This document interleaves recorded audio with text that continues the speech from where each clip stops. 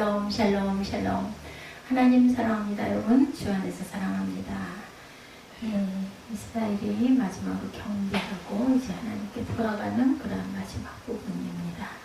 47장이죠. 요셉의 초청으로 애굽으로 이주한 야곱과 그의 가족은 바로의 특별한 배려로 고센 땅에 평화롭게 정착해서 자그마치 17년 동안을 살았어요. 야곱이 130세에 와서 147세가 된 거죠. 47장에는 야곱이 자신의 죽음을 앞두고 요셉이 자신의 장래에 대해 유언하는 내용, 요셉에게 그것이 들어있습니다. 바로와 야곱의 가족들의 만남이 9절에 나타나 있죠. 야곱이 바로에게 아뢰되 만나서 이제 나그네 길이 아주 굉장히 유명한 구절이죠. 나그네 길의 세월이 130년이나이다. 내 나이가 얼마 못되니 우리 조상의 나그네 길의 연주에 미치지 못하나 뭐라 그래요? 험악한 세월을 보내었나이다. 이렇게 고백을 합니다. 다시. 우리도 돌아갈 때 정말 지나온 인생을 돌아보니 정말 첩첩산중으로 어려움이 있었습니다. 그런 내용의 이야기를 야곱도 이렇게 고백을 하죠. 9절에 바로와 만나는 5 형들. 요셉은 애굽왕 바로에게 나가 자신의 가족들이 고센 땅에 있다고 말하죠. 그리고 형들 중 5명을 택해서 바로 앞에 서게 합니다. 그런 자신의 형제들을 모두 바로에게 소개할 수도 있었지만 당시 애굽인들이 가장 의미 있는 숫자로 생각하던 것이 5자였다고 그래요. 그래서 그 누구예요? 베냐민에게도 5배를 주었다. 옷도 5벌을 주었다. 이렇게 표현하고 있죠. 그때 굉장히 지금 우리들이 완전수라고 생각하는 3이나 7처럼 그 애굽에서는 아마 5자가 굉장히 완전 숫자였던 것 같아요. 소개하는 부분이 2절에 나타나죠. 1절과 2절. 요셉이 바로에게 가서 보아하여 이르되 내 아버지와 내 형들과 그들의 양과 소와 모든 소유가 가나안 땅에서 와서 고센 땅에 있나이다 하고 2절 그의 형들 중 5명을 택하여 바로에게 보이니 3절 바로가 요셉의 형들에게 묻되 너희 생업이 무엇이냐 그들이 바로에게 대답하되 종들은 목자이온데 우리와 선주가 다 그러하이다 하고 그들이 또 바로에게 고하되 가나안 땅에 기근이 심하여 종들의 양떼를 칠 곳이 없기로 종들이 이것을 거류하고자 왔사오니 원하건대 종들로 고센 땅에 살게 하소서. 바로가 요셉에게 말하여 이르되 내 아버지와 형들이 내게 왔은즉 애굽 땅이 내 앞에 있으니 땅의 좋은 곳에 내 아버지와 내 형들이 거주하게 하되 그들이 고센 땅에 거주하고 그들 중에 능력 있는 자가 있거든 그들로 내 가축을 관리하게 하되 일자리도 줘요. 그죠? 요셉이 자기 아버지 야곱을 인도하여 이제 바로 앞에 그러니까 그 형들 5을 먼저 앞세워 인사를 시킨 다음에 바로의 굉장히 우호적인 대답을 듣고 아주 안전하게 아버지를 소개하죠. 7절에 요셉이 자기 아버지 야곱을 인도하여 바로 앞에 서게 하니 야곱이 바로에게 축복합니다. 바로가 야곱에게 묻되 내 나이가 얼마냐? 야곱이 바로에게 아뢰되 내 나그네 길의 세월이 130년이나이다. 내 나이가 얼마 못되니 우리 조상이 나그네 길의 연주에 미치지 못하나 험악한 세월을 보내었나이다 하고 야곱이 바로에게 축복하고 그 앞에서 나옵니다. 야곱이 이렇게 축복하는 축복권을 어디를 가나 항상 행했다라는 것이 오늘 바로에게도 축복하는 모습을 통해서 우리가 알고 있는데 이 축복이 굉장히 중요하고 좋습니다. 축복을 하면 나도 그만큼 하나님이 축복을 하시죠.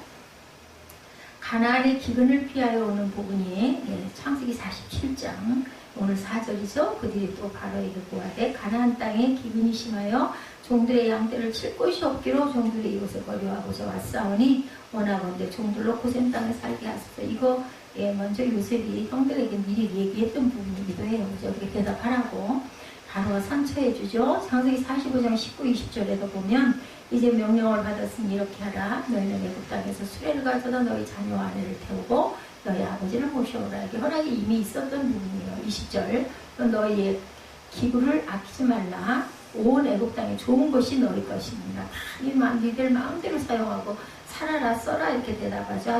아주 우호적입니다. 6절에도 보면 요셉의 형들로부터 고센 땅에 살 수 있도록 선처를 베풀어 달라는 요청을 받은 바로는 요셉에게 야곱과 그 가족들이 좋은 땅을 골라서 거주하도록 흔쾌히 승낙을 하죠. 또한 그들 중에 능한 자는 왕실의 가축도 주관해라 라고 얘기합니다. 이것은 바로가 요셉의 형들을 크게 힘임하고 누구를 보고 그래요? 요셉을 보고 요셉이 너무너무 정치를 잘해주고 부자가 됐어요. 애굽은 모든 나라에서 와가지고 곡식을 사가잖아요. 그래서 아주 신임을 하고 큰 권한을 부여합니다. 신임하는 자의 기쁨, 신임을 받는 자의 기쁨, 그죠? 창세기 45장 17절에 보면 바로는 요셉에게 이르되 너희 형들에게 명령하기를 너희는 이렇게 하여 너희 양식을 싣고 가서 가나안 땅에 이르고 참 좋은 곳을 찾아서 필요한 건 다 사용하고 쓰고 너희들 거기서 살아라 라고 대답하는 부분이죠. 18절에 좋은 곳을 주죠. 너희 아버지와 너희 가족을 이끌고 내게로 오라. 내가 너희에게 그 좋은 땅을 주리니 너희가 나라에 기름진 것을 먹으리라. 잘 먹고 잘 살고 마음껏 사용하고 마음껏 지녀라라고 말씀하죠. 바로를 만나는 야곱, 7절에 또 바로에게 형들을 소개한 요셉은 아버지 야곱을 바로에게 소개하고 야곱은 바로 앞에 서자마자 그를 축복합니다. 비록 자신과 자기 일가의 생명을 부지하는 입장에서 제국주의적 권세를 지는 바로 앞에 선 야곱이었지만 그는 바로를 축복하는 당당함을 잃지 않습니다. 연세가 얼마냐고 묻는 바로에게 야곱은 자신의 생애와 그의 조상의 생애를 나그네 길이다 이렇게 묘사를 하죠. 왜요? 천국을 소망하고 있기 때문에 나는 나그네입니다. 이거 신앙 고백이에요. 그리고 그는 험악한 세월을 보냈다. 세상에서의 고난을 극복하면서 살아왔다. 당당하게 축복을 하죠. 축복과 저주권을 갖는다는 건 아주 큰 우리의 하나의 큰 아주 권세입니다. 창세기 10장 3절에 너를 축복하는 자에게는 내가 복을 내리고 너를 저주하는 자에게는 내가 저주하리니 땅의 모든 족속이 너로 말미암아 복을 얻을 것이라 하신지라 이렇게 축복권을 주십니다. 야곱의 나이가 9절에 나타나죠. 험악한 세월이 130년이 나이다. 내 나이가 얼마 못되니 우리 조상의 나그네 길에 연조에 미치지 못하나 우리 조상들의 그 세월을 가는 말도 안 되지만 그렇지만 나도 험악한 세월을 보내었나이다. 바로에게 충성하는 요셉이죠. 11절에 바로의 뜻대로 모든 것을 바로에게 묻고 바로의 명령대로 또 그렇게 아주 그냥 아주 경건하게 공경하는 그런 모습이 나타납니다. 통치자를 아주 그냥 받드는 모습이죠. 요셉은 바로로부터 애굽 통치의 정권을 위임받은 국무총리였지만 자기 가족의 거주지를 정하는 일에 처음부터 끝까지 바로의 뜻은 45장에 그렇게 해서 허락을 받았으면 웬만한 사람 같으면 허락했으니까 여기 마음대로 이렇게 있어 하고 다 이렇게 해서 펼치고 할 텐데 또 가서 또 형들 소개하고 다시 아버지 인사시키고 또 묻죠. 그리고 바로의 명령대로 준행합니다. 우리는 요셉에게서 배워야 할 것이 성도들은 자기 위치를 바로 알아야 되겠다. 그리고 어떤 경우에도 자기 위치를 절대로 떠나지 말고 그 자리를 잘 지키고 내 위치 안에서 내가 할 수 있는 최선을 하고 살아야겠다. 창세기 41장 40절에도 보면 애굽의 2인자가 되죠. 너는 내 집을 다스리라. 내 백성이 다 내 명령에 복종하리니 내가 너보다 높은 것은 내 왕자와 뿐이라. 바로가 이렇게 요셉에게 전권을 위임합니다. 내가 왕일 뿐이지 네가 모든 걸 다 해라. 요셉을 아낍니다. 엄청 아끼죠. 그냥 아주 생명의 은인이에요. 37절에서 39절 41장에 보면 바로와 그의 모든 신하가 이 일을 좋게 여겼다. 그 가족이 오는 것을 좋게 여겼다. 바로가 그의 신하들에게 이르되 이와 같이 하나님의 영에 감동된 사람을 우리가 어찌 찾을 수 있으리요. 하나님의 영에 감동되었다. 요셉에게 이르되 하나님이 이 모든 것을 내게 보이셨으니 너와 같이 명철하고 지혜 있는 자가 다시 다른 사람 구할 필요도 없어. 네가 해. 이 이야기죠. 요셉의 정치가 나타납니다. 13절에서 17절에 보면 기근이 더욱 심하여 사방에 먹을 것이 없고 애굽 땅과 가나안 땅이 기근으로 황폐하니 요셉이 곡식을 팔아 애굽 땅과 가나안 땅에 있는 돈을 모두 거두어들이고 그 돈을 바로의 궁으로 가져가니 애굽 땅과 가나안 땅에 돈이 떨어진지라 애굽 백성이 다 요셉에게 와서 이르되 돈이 떨어졌사오니 우리에게 먹을 거리를 주소서 어찌 주 앞에서 죽으리이까. 요셉이 이르되 너희의 가축을 내라. 돈이 떨어졌은즉 내가 너희의 가축과 바꿔주리라. 가축을 팔게 하고 돈을 주죠. 17절에 그들의 가축을 요셉에게 끌어오는지라. 요셉이 그 말과 양떼와 소떼와 나귀를 받고 그들에게 먹을 것을 주되 곧 그 모든 가축과 바꿔서 그해 동안에 먹을 것을 그들에게 줍니다. 그 해가 다 가고 새해가 되면 무리가 요셉에게 와서 그에게 말하되 우리가 주께 숨기지 아니하나이다. 우리의 돈이 다하였고 우리의 가축대가 주께로 돌아갔사오니 주께 낼 것이 아무것도 남지 아니하고 우리의 몸과 토지뿐이다. 그랬을 때 19절에 우리가 어찌 우리의 토지와 함께 주의 목전에 죽으리까 우리 왕과 우리 토지를 먹을 것을 주고 사소서. 예, 토지를 이제 또 팔죠. 우리가 토지와 함께 바로의 종이 되리니 우리에게 종자를 주시면 우리가 살고 죽지 아니하며 토지도 황폐하게 되지 아니하리다. 그래서 20절에 보니까 요셉의 애굽의 모든 토지를 다 사서 바로에게 바치니 애굽의 모든 사람이 기근에 시달려 각기 토지를 팔았습니다. 땅이 바로의 소유가 됩니다. 요셉의 애굽 땅이 끝에서 서끝까지 백성을 성읍들에 옮겼으나 제사장들의 토지는 사지 아니하였으니 제사장들은 바로에게서 녹을 받음이라 바로가 주는 녹을 먹음으로 그들이 토지를 팔지 않았습니다. 모두 다 토지를 팔지만 토지를 팔지 않았던 그러한 사람들을 남겨놓습니다. 모든 사람들이 다 할 수 있지만은 바로 제사장의 그런 토지들은 손을 대지 않는 그런 내용이 나타나죠.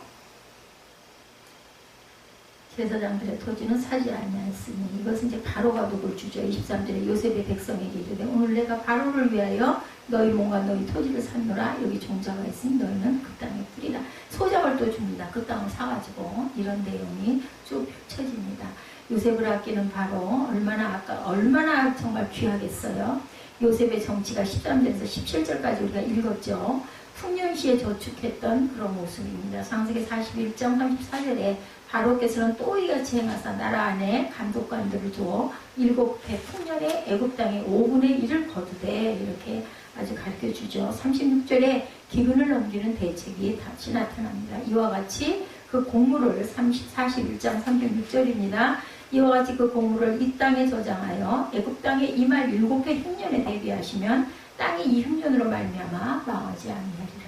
땅도 사고 짐승도 사고 다 사고 돈이 필요하다면 돈을 주고 먹을 게 없다고 또 토지를 사라고 하면 토지도 사고 먹을 거리를 주고 다시 그 땅에다가 너희가 씨를 뿌려라 해서 자기네가 판 땅에 다시 씨를 뿌리고 농사를 짓게 하죠. 그래서 소작을 해서 먹을 수 있게 이렇게 아주 기가 막힌 정책을 씁니다. 다져진 바로의 왕권. 이런 왕은 또 얼마나 튼튼한 나라가 부자가 된 거죠. 20절에 그러므로 요셉의 애굽의 모든 토지를 다 사서 바로에게 바친 애굽의 모든 사람이 기근에 시달려 각기 토지를 팔았습니다. 땅이 바로의 소유가 되는 부자가 됐어요. 나라의 왕이 엄청난 부자가 됩니다. 바로의 왕권은 굳어지죠. 견고해집니다. 기용하여 준 자에 대한 충성이죠. 40절과 41절에 너는 내 집을 다스리라. 내 백성이 내 명령에 복종하리니 내가 너보다 높은 것은 내 왕자뿐이라. 여기서도 우리가 교훈을 얻어야 될 것은 나를 다 내주니까 오히려 나를 높여주죠. 상대방이 믿고 믿음이라는 게 이렇게 중요합니다. 이 41절에 바로가 또 요셉에게 이르되 내가 너를 애굽 온 땅의 총리가 되게 하리라 하노라. 그냥 왕을 섬기니까 왕은 또 왕대로 너무너무 요셉이 귀해가지고 요셉을 있는 대로 올려주고 이때는 어떤 신하도 요셉을 죽이려고 하거나 음모를 꾸몄다라는 내용이 성경에는 전혀 나타나지 않습니다. 요셉은 바로의 신하가 되죠. 45절에 창세기 41장 그가 요셉의 이름을 사브낫 바네아라 하고 또 온의 제사장 보디베라의 딸 아스낫을 그에게 주 아내로 삼은 게 아니라 요셉이 나가 애굽 온 땅을 순찰합니다. 거기서 살다 보니까 그쪽에 있는 아내를 맡게 됩니다. 요셉은. 그래서 27, 8절에 보면 이스라엘의 번영과 이제 야곱은 나이가 너무나 많아서 돌아가는 부분이 27, 8절에 나타납니다. 그래서 아까 땅에 씨를 뿌리라 거기가 지금 20절인가요?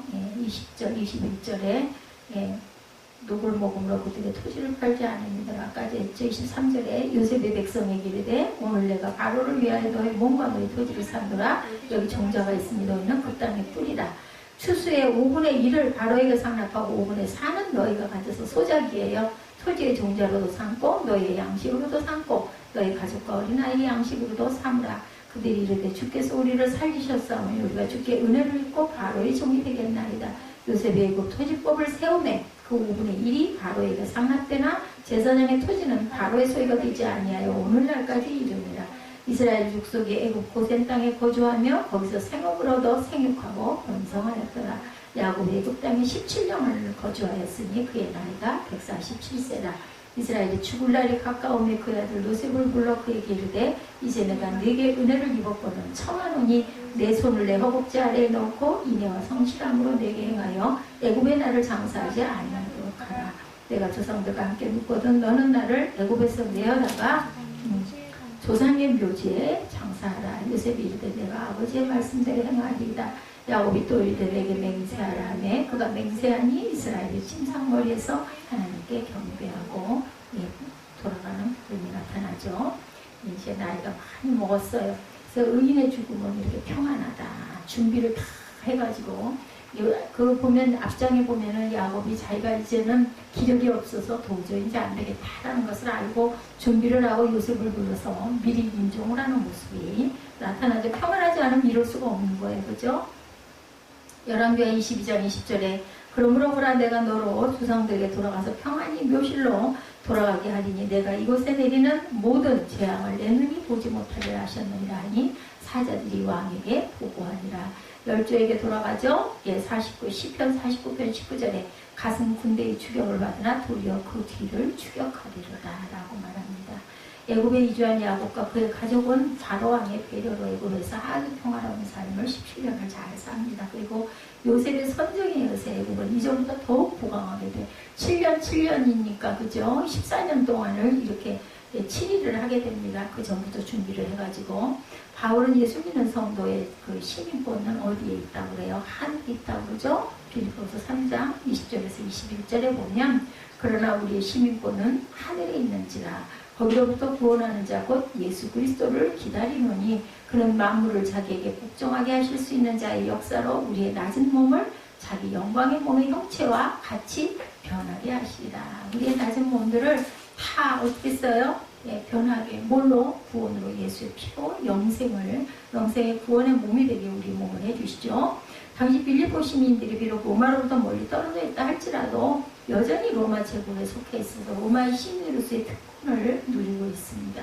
그처럼 빌립보 교인들은 로마 시민권의 특권을 가지고 있었지만 이 땅에서 외국인과 나그네처럼 살았어요. 히브리서 11장 13절에도 보면 이 사람들은 다 믿음을 따라 죽었으며 약속을 받지 못하였을 때 그것을 멀리서 보고 환영하며 또 땅에서는 외국인과 나그네임을 증언하였다 이렇게 나타납니다.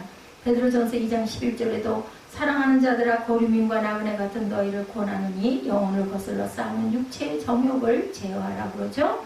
하나님 나라에 소속된 하나님 나라 시인이라는 것을 더욱 소중히 여기며 살라고 합니다. 그래서 바울은 빌립보 교인들에게 비록 지금은 지상에 살고 있지만 하늘의 시민권을 가진 자들이기 때문에 하나님 나라에 소망을 두고 하늘나라 시민으로서 합당한 모든 책임과 의무를 뭘로? 기쁨으로 다할 것을 권면했어요. 그죠? 빌립보서에 보면 2000년 전에 로마 황제 시저가 통치할 당시 유명한 정치철인 두 사람이 있었어요. 한 사람은 세네카이고 한 사람은 키케로였었습니다. 2000년 전이죠. 이 두 사람은 로마 황제의 보좌관이라기보다는 로마 황제의 스승이라고 할 수 있는 사람들이었는데 그 두 사람은 모두 다 특출한 인생을 가지고 있었다고 합니다. 세네카는 젊은 시절을 어떻게 살아야 하는가에 대해서 되도록 착하게 살도록 하라고 그리고 노년이 되면 기분 좋게 죽으려고 힘써야 한다라고 이렇게 말했다고 해요. 여기서 기분 좋게 죽는다는 것은 죽음을 두려워하지 않고 기꺼이 죽는 것, 평안하게 죽는 것을 얘기하겠죠. 참으로 죽음을 두려워하지 않냐고 기꺼이 죽는다는 것, 요즘 말로 웰다잉이라고 해요. 웰다잉이죠. 준비된 아름다운 죽음이다. 굉장히 중요합니다. 한편 키케로는 나는 이 세상에 태어나서 내 인생의 일부를 이 세상에 산 것을 아까워하지 않는다. 왜냐하면 나는 그동안 무엇인가에 대해서 공헌하면서 살아왔다고 자부하기 때문이다. 왜? 삶의 끝자락에서 보람을 느꼈다라는 얘기죠. 그리고 나는 나의 종말이 오면 나그네 인생이 자기 집으로 돌아가기 위해서 연속으로 헐거분하게 나오듯이 나의 생애를 끝낼 것이다. 나는 그냥 여행하다가 이제는 내 고향으로 돌아가니까 난 너무나 홀가분하다는 거죠. 이 세상을 영원한 집으로 보지 않고 일시적으로 머물러 있는 여인숙으로 보기 때문이다라는 거. 뭐 아깝고 뭐가 그렇게 뒤돌아볼 일이 있겠어요? 그러니까 세네카나 키케로와 같은 인물들은 현실 세계에서 높은 벼슬을 가지고 살고 있었지만 결단코 이 세상의 것들에 그렇게 미혹되거나 매료되거나 하지 않고 처연하게 살다가 처연하게 돌아갔다는 거죠. 그래서 이들은 메멘토 모리, 그죠? 우리 그전에 보면 굉장히 이 말이 고대에 이제 유행했던 시절이 있었다고 그러죠. 내가 죽을 것을 기억해라. 다시 말해서 항상 죽음을 염두에 두고 준비하면서 살았다는 거예요, 그들은. 그래서 우리가 언제 무슨 일이 어떻게 일어날지 모르기 때문에 항상 오늘 하루도 마지막 날처럼 최선과 최고의 삶을 살아야 되겠다. 후회 없는. 밤에 잠자리에 들었을 때 오늘 나 헛되게 오늘 하루 저도 그럴 때가 있어요. 그냥 오늘 도대체 뭐야, 뭐가 막 실타리가 엉킨 것 같이 그냥 정말 마음이 불편하고 뭐 하나 붙들려가지고 그게 해결이 안 되면 그냥 계속 전전긍긍하고 시간은 가고 막 눈도 아프고 피로하고 기력은 없고 입맛도 없고 잠도 안 오고 막 이게 엉망이 된 것 같은 아주 그런 날이 있고, 어떤 날은 그냥 별일 없이 그냥 잘 흘러가서 내가 계획했던 것들을 잘 하고 아주 여유있게 아주 그냥 포근하게 잠자리에 들 때가 있습니다.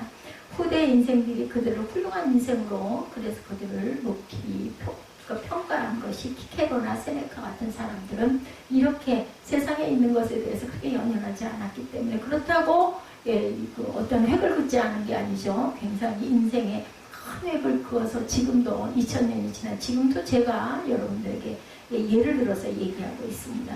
생애를 어떻게 시작하는가도 중요하지만 내 인생을 어떻게 마치느냐가 마지막에 더 중요하지 않을까, 저도 그렇게 생각을 합니다. 오늘 본문 47장 30절에 보면 야곱이 가장 사랑했던 아들 요셉에게 너는 나를 애굽에서 내어다가 조상의 묘지에 장사 막델라고를 얘기하죠. 야곱은 그가 애굽왕 바로를 만나 말한 것처럼 정말 파란만장한 인생을 살았어요. 우리가 창세기를 쭉 보면서 야곱의 이 얘기가 굉장히 많이 오랫동안 나왔어요. 그죠? 9절에 보면 바로에게 하르되 내 나그네 길의 세월이 130년이었다. 내 나이가 얼마 못되고 우리 조상의 나그네 길에 연주에 미치지 못하나 험악한 세월을 보냈나이다 하고, 야곱은 태중에서부터 쌍둥이 행사의 그 형제 에서와 싸우면서 태어났어요. 야곱은. 그죠? 창세기 25장 22, 3절에 보면 그 아들들이 그의 터 속에서 서로 싸우는지라. 그죠? 리브가의 터 속에서 싸우죠. 그가 이르되 이럴 경우에 내가 어찌할까 하고 가서 야훼께 묻자온대. 23절에 야훼께서 그에게 이르시되 두 국민이 내 태중에 있구나. 리브가에게 두 민족의 내 벽 중에서부터 나누이리라. 이 족속이 저 족속보다 강하겠고 큰 자가 어린 자를 섬기리라 하셨더라. 리브가가 기도하는 딸이었어요. 그렇기 때문에 하나님께서 영으로 알게 해주시죠. 그래서 자랄 때도 굉장히 야곱을 사랑했습니다. 리브가는. 야곱 비록 그 동생으로 태어났지만 장자의 명분, 장자의 축복에 대한 대단한 열망, 대단한 그 셈을 굉장히 냈었어요. 그리고 사모했죠. 형 에서의 배고프고 피곤한 약점을 이용해서 장자의 명분을 우리가 너무나 잘 알지만 팥주가 안 그러세요. 그죠? 다 그죠? 사죠. 야곱이 죽을 수, 창세기 25장 29절에 33절이죠. 에서가 들에서 돌아와 심히 피곤하여 야곱에게 이르되 내가 피곤하니 붉은 것 나 좀 먹게 해라 라고 한지라. 그러므로 에서의 별명은 에돔이더라. 붉다 해서 에돔입니다. 야곱이 이르되 형이 장자의 명분을 내게 팔라. 에서가 이르되 내가 죽게 되었으니 장자의 명분이 내가 뭐겠냐. 야곱이 이르되 오늘 내게 맹세하라. 에서가 맹세하고 장자의 명분을 야곱에게 팝니다. 막 너무 먹고 싶어 죽겠는데 거의 뭐라 그래야 될까, 먹는 것에 그냥 아주 약간 그저 기거리 들린 것 같은, 그러고 또 엄청 힘도 쓰고 사냥도 하고 배도 고프겠죠. 또 뭐 아주 사대 육신이, 야곱은 아주 왜소하게 느껴지고 에서는 정말 막 그냥 육척에 굉장히 큰 아주 장대한 모습일 것 같죠. 그리고 어머니 라헬과 공부해서 형 에서로 위장해서 눈먼 아버지 이삭을 속여서 장자 축복을 받아내고 도망가죠. 죽이려고 해요. 아버지만 죽기만 해봐라. 이놈 내가 죽여버리지. 이런 이야기를 듣고 리브가가 또 겁이 나가지고 야곱을 그냥 자기 그 동생한테로 쫓아보내죠. 이를 눈치챈 어머니 라헬이 에서의 분노가 풀리기까지 야곱을 원하면 하란 땅 외삼촌 집으로 미국 가죠. 라헬이 아니라 외삼촌 집에 도피한 야곱은 그곳에 거의 종살이하다시피 하여 20년을 보내죠. 야곱은 더위와 추위를 무릅쓰고 창세기 30장 43절에 보면 눈붙일 겨를도 없이 지낸 20년 종살이에 대한 삭설을 한 푼도 받지 못한 지경에 하나님께서 또 이것도 중재를 해주십니다. 외삼촌 나완을 꿈에 나타나서 책망하십니다. 마침내 거부가 돼서 금유환영을 하게 되죠. 창세기 31장 40절에서 42절 보면 내가 이와 같이 낮에는 더위와 밤에는 추위를 무릅쓰고 눈붙일 겨를도 없이 지냈나이다. 내가 외삼촌 집에 있는 이 20년 동안 외삼촌의 두 딸을 위하여 14년, 외삼촌의 양떼를 위하여 6년을 외삼촌에게 봉사하였거니와 외삼촌께서는 내 품삯을 10번이나 바꿨어. 안 줬어. 그죠? 42절에 창세기 31장 42절입니다. 우리 아버지 하나님 아브라함의 하나님 이삭이 경외하는 이가 나와 함께 계시지 아니하였더라면 외삼촌께서 이제 나를 빈손으로 돌려보내셨으리다마는 하나님이 내 고난과 내 손의 수고를 보시고 어젯밤에 외삼촌을 책망하셨나이다. 아는 거예요. 이것도 하나님의 명령으로 20년 만에 고향으로 돌아가죠. 돌아가라고 그래서 또한 야곱은 돌아갑니다. 근데 형 에서의 분노가 겁이 나고 두려웠어요. 야곱강 나루에서 날이 새도록 하나님께 기도하죠. 갈 때 기도했던 그곳에서 또 기도합니다. 하나님께서 에서에게 은혜를 베푸심으로 에서의 원한이 봄눈 녹듯이 하나님께서 위로하시죠. 이렇게 해서 베들레 돌아간 야곱은 이제 평안히 잘 살게 되었는가 싶었는데 아들 중 가장 사랑하는 아들 요셉이 짐승에 물려 죽었다는 소식을 듣게 되죠. 내가 슬퍼하다가 저 세상에 있는 내 아들에게 가겠다며 오랫동안 애통했어요. 아들의 죽음을 슬퍼했어요. 정말 땅이 꺼지는 것 같죠. 요셉은 요셉을 시기 질투하는 형들에 의해 애굽의 노예로 팔려가는 사건이 일어나죠. 17세의 나이에 노예로 팔려간 요셉은 13년 만에 애굽 총리가 되니까 30살이었겠죠. 팔레스타인 전역에 극심한 흉년이 들어서 야곱도 아들들을 애굽에 보내 양식을 구하도록 하면서 거기서 만남을 갖습니다. 우리의 만남은 우연이 아니었어요. 하나님의 섭리 아래 있었죠. 그렇게 해서 애굽에서 가장 비옥한 땅 고센에서 큰 민족을 이루었고 번성하도록 하나님의 축복입니다. 이거는 창세기 45장 7절에서 10절을 보면 하나님의 큰 구원으로 당신들의 생명을 보존하고 당신들의 후손을 세상에 두시려고 나를 당신들보다 먼저 보내셨나니 그런즉 나를 이리로 보낸 이는 당신들이 아니요 하나님이시라. 하나님의 나를 바로에게 아버지로 삼으시고 그 온 집의 주로 삼으심에 애굽 온 땅의 통치자로 내가 이렇게 선포하게 된 거는 사실은 하나님의 섭리고 또한 형들이 나를 이렇게 보냈기 때문에 내가 이렇게 먼저 와서 자리를 잡았으니 그거 가지고 너무 그 죄의식 느끼지 마십시오 하고 위로하죠. 오히려 9절에 당신은 속히 아버지께로 올라가 아뢰기를 아버지 아들 요셉의 말에 하나님이 나를 애굽 전국에 주로 세우셨으니 지천하고 내게로 내려오사 아버지의 아들들과 아버지의 손자들과 아버지의 양과 소와 모든 소유가 고센 땅에 머물며 나와 가깝게 하소서. 이렇게 해서 고센 땅에 이르게 된 야곱이 애굽왕 바로 앞에 파란만장한 인생 130년을 살아갔다 이렇게 고백을 하는 오늘이 있게 된 거죠. 그 후 야곱이 애굽 고센 땅에서 17년 동안 온갖 풍요로움을 누리며 17년 동안 정말 복되게 살았어요. 야곱의 인생은 정말 그 파란만장한 130년의 보상으로 하나님께서 17년 동안을 아주 복되게 살게 하죠. 그리고 마지막 핵심입니다. 너는 나를 애굽에서 메어다 조상의 묘지에 장사해라. 끝까지 뿌리를 쳤습니다.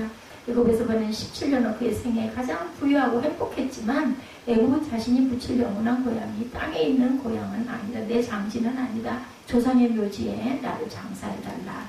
조상의 묘지는 야곱의 조상들 할아버지 아브라함과 할머니 사라 아버지 이삭과 어머니 림과가 묻혀있는 막벨라 둘이죠.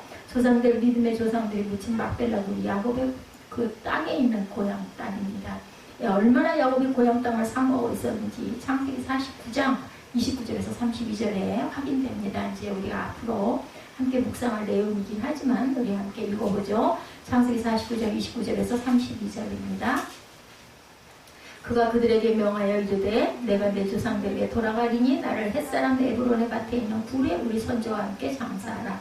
이 굴은 가나안 땅 마므레한 막벨라 밭에 있는 것이라. 아브라함이 햇사람 에브론에게서 밭과 함께 사서 그의 내장지로 삼았으므로 아브라함과 그의 아내 사라가 거기 장사되었고 이삭과 그의 아내 리브가도 거기 장사되었으며 나도 레아를 그곳에 장사하였노라. 이 밭과 거기 있는 굴은 햇사람에게서 산 것이라. 이 내용 그전에도 우리 함께 묵상해서 알죠. 야곱이 이처럼 자신의 내장기에 특별한 관심을 가진 이유는 하나님의 약속, 그의 후손들이 가나안 땅에 정착하리라는 언약을 보다 정확하게 전달하기 위해서였습니다. 하나님께서는 그의 할아버지 아브라함에게 가나안 땅을 약속하셨었죠. 창세기 12장 1절에서 3절에 야훼께서 아브라함에게 이르시되 너는 너의 고향 친척과 아버지의 집을 떠나 내가 보여줄 땅으로 가라. 내가 너로 큰 민족을 이루고 내게 복을 주어 내 이름을 창대하게 하리니 너는 복이 될지라. 너를 축복하는 자에게는 내가 복을 내리고 너를 저주하는 자에게는 내가 저주하리니 땅의 모든 족속이 너로 말미암아 복을 얻을 것이다 하신지라. 또한 하나님께서 그의 아버지 이삭에게 가나안 땅을 또한 언약하시죠. 창세기 26장 2, 3절에 보면 이삭에게도 야곱께서 이삭에게 나타나 이르시되 애굽으로 내려가지 말고 내가 네게 지시하는 땅에 거주하라. 이 땅에 거주하면 내가 너와 함께 있어 내게 복을 주고 내가 이 모든 땅을 너와 내 자손에게 주리라. 내가 내 아버지 아브라함에게 맹세한 것을 이루어 그리고 자신이 형 에서를 피해 외삼촌 집으로 갈 때 하나님께서 약속하신 곳이 바로 또 이곳이죠. 창세기 28장 13절입니다. 또 본즉 야훼께서 그 위에 서서 이르시되 나는 여호와니 너희 조부 아브라함의 하나님 이삭의 하나님이라. 내가 누워있는 땅을 내가 너와 자손에게 주리니. 이렇게 할아버지 아버지로부터 전해들은 하나님의 약속을 야곱은 굳게 믿고 있었던 거예요. 아브라함에게도 주셨던 땅, 이삭에게 주셨던 땅, 또 나에게 말씀하신 그 땅에 나는 꼭 돌아가서 내 몸을 묻힐 거다. 그리고 그 가나안 땅의 소유권은 햇산에 있는 것이 아니라 우리에게 있다고 못 박습니다. 우리가 샀다는 거죠. 분명히 하나님께서 주신 땅이기 때문에 그 가나안 땅의 소유권을 믿음의 자손들에게 있다. 그래서 그냥 갖다 쓰라고 하는 거를 아주 아브라함이 열심히 돈을 주죠. 건너주면서 아니다. 이걸 받아야 된다. 이렇게 해서 막벨라굴을 사죠. 가나안 땅 막벨라굴은 조상들의 땅인 동시에 자기의 땅이고 또한 영원히 자기 후손의 땅이다. 거기가 터전이다. 그러니까 야곱은 하나님의 허락하신 영원한 언약을 믿고 가슴 깊이 기억하고 죽는 마지막 순간까지도 하나님의 은총을 기억했다. 예, 그래서 항상 나는 그곳에 장사를 지내야 되겠다. 그리고 맨 마지막에도 하나님께 경배하리라로 끝이 나죠. 평생 가슴에 담고 살았습니다. 창세기 28장 10절에서 14절에도 보면 야곱이 브엘세바에 떠나 하란으로 향하여 가더니 한 곳에 이르니 해가 진지라.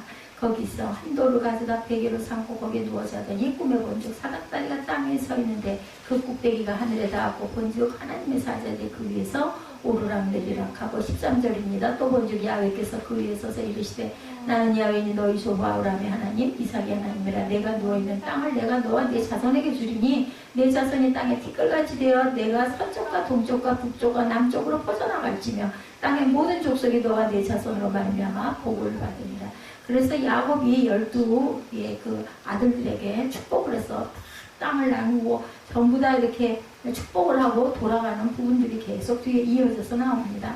야곱은 아들 요셉의 총리로 있는 애굽 땅에서 얼마든지 호화로운 묘지 장사 지낼 수 있겠죠. 그죠? 뭐 국장으로도 지내줄 수 있었을 거예요. 그런데도 야곱의 몸을 고향으로 처리하는 데 40일이 걸렸다고 합니다.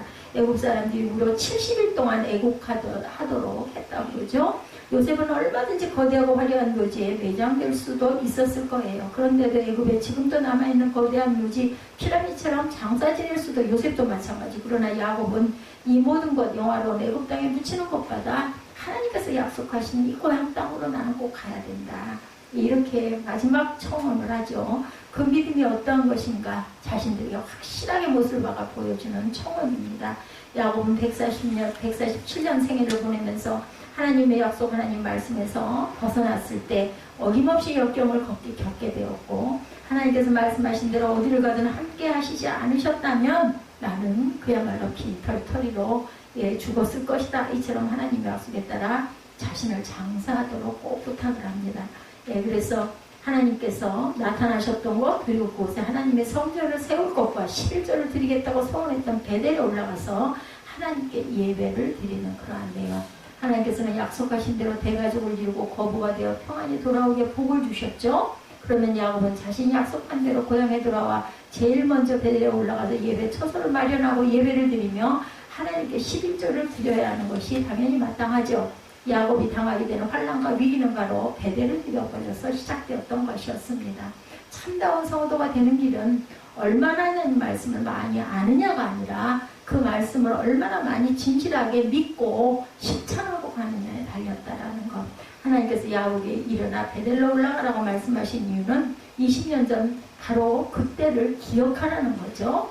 내가 약속한 대로 예배 처소를 마련하고 예배를 드리고 11조를 바쳐라. 너 왜 그거 이행하지 않니? 내가 너 돌아오게 되면 네가 그렇게 하겠다고 했잖아. 이 말씀이에요. 예루살렘에는 독일 나치에 의해 희생된 600만 유대인들을 추모하는 기념관이 있죠. 그곳의 이름을 야드바심이라고 합니다. 야드바심이란 기억이라는 뜻을 갖고 있어요. 유대인들은 독일 사람들에게 당한 것을 절대로 잊지 말자라는 뜻으로 야드바심이라고 지었다고 그러죠. 성경에는 잊을 것과 잊지 말 것을 명확하게 성경은 구분합니다. 그런데 사람들은 잊을 것은 잊지 않고 잊지 말아야 할 것은 잊고 살아가는 데가 문제가 있어요. 야곱은 하나님께서 다시 나타나셔서 베델로 올라가라는 말씀하실 때 자신의 모습을 돌아보고 깜짝 놀랍니다. 베델의 서운을 기억한 거죠. 잊어버리고 정신없이 살았는데, 그래서 야곱은 곧장 전 식구를 모아놓고 말하죠. 너희 중에 이방 신상을 버리고 자신을 정결케 하고 의복을 바꾸라. 우리가 일어나 베델로 올라가자.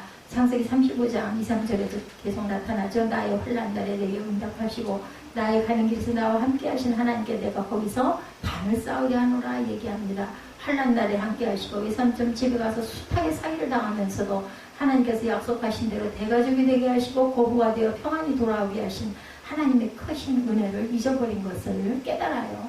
야곱은 고생 끝에 대가족이 되어 모든 외로움이 사라지고 나니까 외롭고 두려울 때 함께 하셨던 하나님을 잊어버리고 하나님보다 딸 디나와 자녀들이 더 귀하고 사랑스러웠던 것, 이것을 깨닫게 되죠. 거부가 돼서 금요한양하다 보니 10번이나 사기를 당해 품삯 중 한 푼도 받지 못하는 형편의 모든 것을 찾게 해주신 하나님이죠. 그것이 재산이 너무 소중했겠죠. 그래서 예배와 11조를 잊어버리고 지내왔다는 거죠. 하나님 앞에 나와 예배드리기 전 하나님보다 더 사랑하는 것도 있다면 우리가 과감하게 버려야 합니다. 그리고 야곱은 가족들에게 정결케 하고 베델로 올라가자고 말하죠. 딸 디나가 강간으로 몸을 더럽혔다고 해서 이방인에게 그냥 넘겨주거나 할례 등의 조건으로 협상한 것은 결코 잘못된 것이었습니다. 그리고 거룩한 할례 의식을 악용하여 보고 학살한 행위는 아주 불경하고 잔악한 그런 행위였었죠. 야곱의 아들들이 그렇게 해가지고 전부 다 죽이죠. 이를 철저히 회개하고 죄사함을 받으라는 그런 이야기입니다. 무엇보다 야곱은 형 에서와의 원수된 관계를 많은 물질로 해결하려고 했었어요. 하나님께서 평안히 돌아오게 하리라고 약속하신 말씀을 잊어버리고 덜 믿었던 거죠. 인간적인 방법으로 수단과 방법을 동원했었습니다. 이사야 1장 15, 6절에 너희가 손을 펼 때 내가 눈을 가리우나 너희가 많이 기도할지라도 내가 듣지 아니하리니 이는 너희의 손에 피가 가득하니라. 너희는 스스로 씻으며 스스로 깨끗하여 내 목전에서 너희 억압을 버리며 악행을 그치고 이렇게 증거하고 있습니다. 하나님 말씀을 벗어나 타협하고 인간적인 방법으로 살려고 했던 것이 있다면 행위를 우리가 회개해야 된다. 우리 믿음이 항상 두려움과 염려 때문에 흔들릴 때가 많습니다. 야곱은 여기에서 하나의 그 증표로 나타내는 그래도 끝내 야곱은 그래도 깨달아 알고 돌이키죠. 그리고 야곱이 하나님과 약속을 지키기 위해서 곧장 베델로 가지 않고 세겜 땅과 밭을 사들이고 장막을 치고 그곳에서 살고자 했던 것은 그것이 가축을 키우기에 좋아 보였고 장사하기도 아주 편리하게 여러 가지로 유익해 보였기 때문인데 하나님께 예배드리는 것보다 눈앞에 이익이 먼저였었다는 것. 그것이 우리 인생의 모습들이에요. 그죠? 하나님의 나라와 그의 뜻, 그죠? 하나님의 의와 뜻, 이방인처럼 먼저 무엇을 먹을까, 무엇을 마실까, 무엇을 입을까를 구하는 가치관을 벗어버려야 되겠다. 마태복음 6장 31절에서 33절에 나타나죠. 먼저 그 나라와 의를 구하라. 그러면 내가 너희에게 더하시리라고 말씀합니다. 일어나 베델로 올라가 거기서 단을 쌓으라는 말씀은 잃어버린 신앙을 다시 찾아라. 회개하라. 첫사랑을 회복해라. 잊어버린 하나님의 은혜를 기억해라. 식어버린 하나님에 대한 사랑을 다시 회복하라는 말씀입니다. 베델로 올라가라는 말씀은 야곱이 비록 하나님의 은혜를 망각하고 약속을 저버렸지만 그래도 야곱의 조상 아브라함, 이삭에게 약속하신 축복들을 이루어주기 위해서 잃어버린 은혜와 믿음을 회복할 수 있는 기회를 다시 주시고자 말씀하시죠. 그래서 다시 만난 하나님에서 엘베델, 저희 교회 첫 번째 이름이 엘베델 교회였었어요. 현판 뒤에 보면 엘베델로 썼었죠. 이 말씀은 야곱이 배은망당하여 당하게 된 최대 환난과 위기에도 불구하고 약속하신 대로 야곱에게 복을 주시려고 하신 것이죠. 야곱이 뒤늦게나마 하나님의 크신 사랑과 은혜를 깨닫고 하나님 말씀대로 모든 우상을 제거하고 자신을 정결케 하고 의복을 받고 있고 베델로 올라가 예배를 드리게 됩니다. 하나님께서는 그 예배와 11조를 받으시고 야곱을 축복해 주시죠. 창세기 35장 5절에도 그들이 발행하였으나 하나님의 그 사명 고울로 크게 두려워하게 하신 거로 야곱의 아들들을 추격하는 자가 없었더라. 지켜주십니다. 삶의 평안의 복을 주신 거죠. 그가 잊고 지낸 하나님의 은혜와 사랑을 깨닫고 잃어버린 믿음을 다시 찾아 거룩한 새 옷으로 갖고 있고 하나님 앞에 나와 예배 드리는 그러한 믿음을 보신 겁니다. 하나님께서는 이렇게 끝까지 용서, 하나님이 잘못한 걸 그냥 그 자리에서 자꾸 재앙을 내려도 살아있을 사람은 하나도 없습니다. 하나님 앞에 약속하신 것, 성언하신 것을 우리가 항상 기억할 줄 알아야 되겠다. 그래서 하나님의 약속하신 복을 우리가 받아들여야 되겠죠. 마음의 평안, 우리 삶의 평안을 찾아야 합니다. 이렇게 야곱은 파란만장한 자신의 지난 날의 삶을 돌아보면서 하나님께서 약속하신 말씀을 반드시 이루신다는 믿음을 갖고 여러 번 체험을 하죠. 자신을 가나안 땅에 내정하라고 자손들에게 말합니다.